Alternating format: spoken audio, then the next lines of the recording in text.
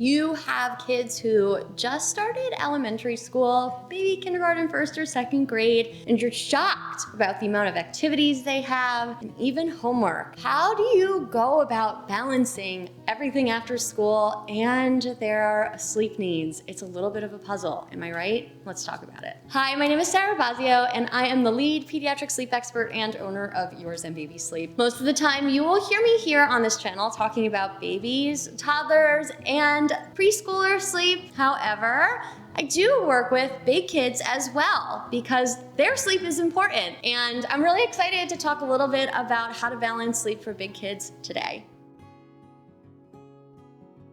The really cool part about having big kids, having kids in school, is that you don't have to worry about nap schedules anymore, right? And you probably have a really independent sleeper, so they're sleeping in their own room. They probably don't need a lot of assistance in going to sleep, and you may even be shocked that their bedtime is a little bit later, so you don't need to be committed to a 7:30 bedtime and you need to, give up all of the really fun dinner plans because your kid needs to be home for bedtime. There's a lot of advantages to having a big kid. However, on the other end of this, once they start elementary school, you start to notice that there's just tons of activities and a lot of stuff begins to pile up. They want to do everything. You feel guilty for not signing them up for everything. And next thing you know, it's November, and every single day you've booked yourself solid with gymnastics and with soccer and with Boy Scouts and with XYZ. And it seems like you're not sitting down at the dinner table until 7:45 at night.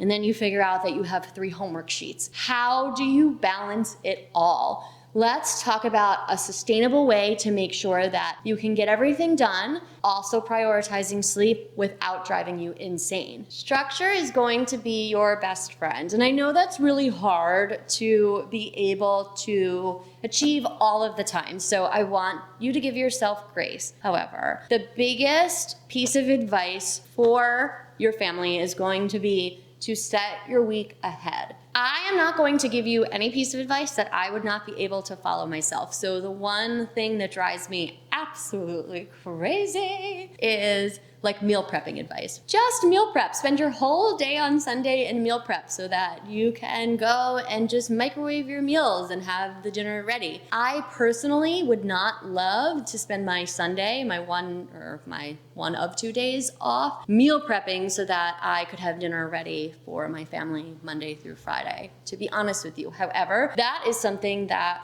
you might consider if it serves you and if that would make your weeks easier, and if you enjoy meal prepping or were able to find a way to do it quicker than I would be able to do it. Something that works for me that doesn't take up so much time is just having a family calendar. I don't have one of those crazy skylights. I don't have one that's on a wall. We just use a simple Google Calendar that's shared between my husband and I. We color code it with my activities, my girls' activities, and my husband's activities so that we're able to really see exactly who needs to be where and at what times. And then what we can do is, as we plan out our week and when we know what days our dinners need to be and at what times, I understand exactly what our nights are going to look like, and I understand when I'm going to have time to have extra time for homework and when I'm going to have time where it might be more condensed. Really setting aside this time on Sundays, and I'm talking like 20 minutes, it really doesn't have to be this huge, long, drawn-out planning session, makes such a difference in the course of our week. I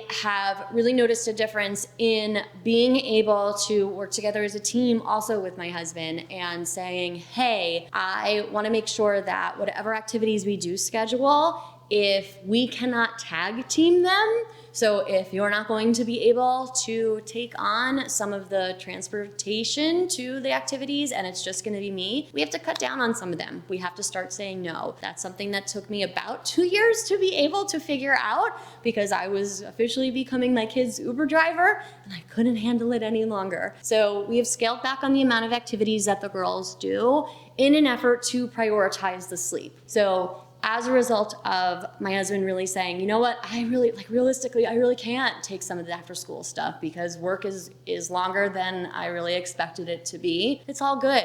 So we have to say no. Saying no is okay. You don't have to be involved in everything. You do have family time that does need to be a priority. After school activities and sports at the age of 7 or 8 don't need to be number one in your life right now. All right, so let's talk about logistics. I am going to walk through a typical after school afternoon and give you some examples of how to really prioritize an activity, a dinner time, a bedtime, as well as filtering in homework somewhere so that we can really get your kids in bed at a reasonable hour to prioritize their sleep. So I'm imagining that you might have an after school activity that lasts about 1 hour long, and then you have transportation that's about a half-hour round trip to and from, right? If you do not have any time beforehand to get anything done, right? So there is really no time to squeeze in any homework before or after that activity, and there's really no time to prep any dinner before or after that activity. It is all good. I want you to make sure that you have some type of to-go snack planned so that you can throw a granola bar at your kid in the car,